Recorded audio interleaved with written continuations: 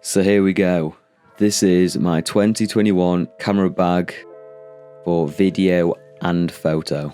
Starting off with the bag itself, it is a Manfrotto Pro Light Red B 310. Wow, that's a mouthful. So there's a 110, 210 and 310, and the higher the number, the bigger the bag is. So of course I went with the biggest one so I don't have to worry about not fitting anything in. Personally, in my opinion, I think the bigger the bag, the better. Now, there's some good reviews out on YouTube about the bag if you want to go in depth about the bag. If my MacBook wasn't a 16-inch, I would have probably gone with the 210, the one down from mine.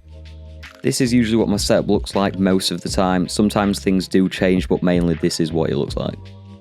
If I really need to, I will use a Adobe tripod. However, I try to stay away from tripods as I just think they're big, bulky, heavy, and I can't be bothered having to set them up and everything. So I usually try to stay away from tripods.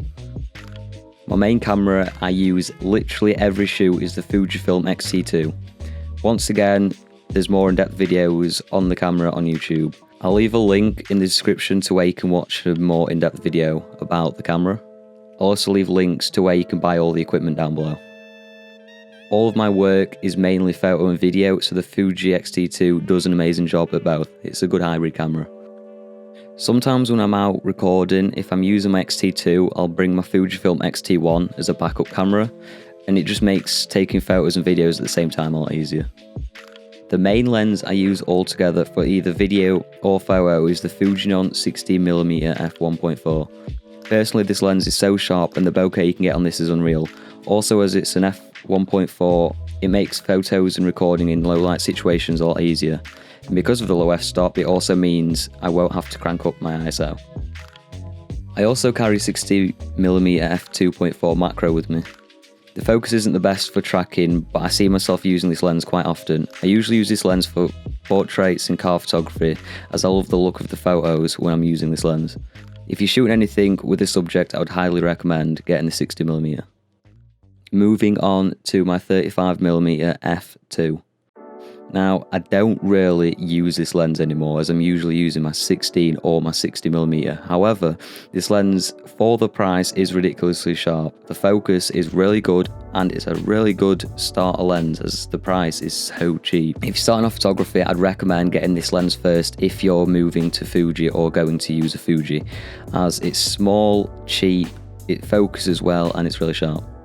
And finally, for lenses, I've recently added a Samyang 12mm. Now, I will admit that is not my lens, that is my dad's. I am borrowing it, but I am looking at getting one soon once I've got the money. However, it is only manual focus, so it can be a pain if you're in a rush, or if, I don't know, somehow you're taking photos one-handed because your other hand's busy, so it can be a bit of a pain. I also use a KNF Concept Variable ND filter for my 16mm, so I can use a low f-stop in harsh lighting, which also gives me the blurry backgrounds. For audio, I use a Rode Video Mic Pro. I think the audio sounds amazing off this mic and would highly recommend buying if you're getting into video. I also have a dead cat on the mic just to reduce the sound of the wind as much as I can.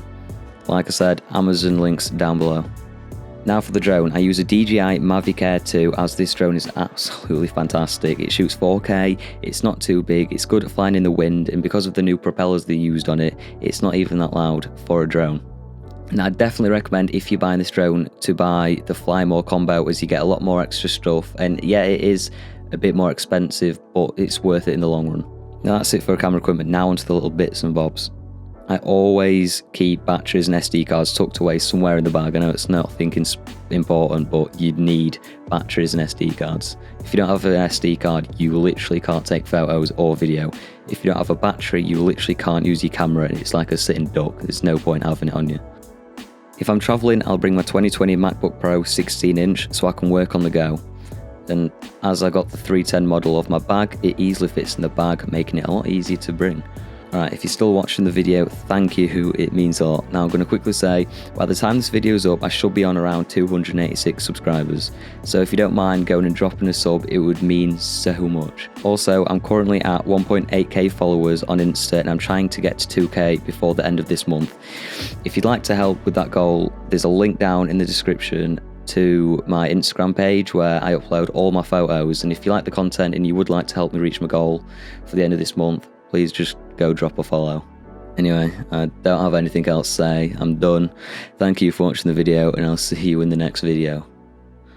Bye.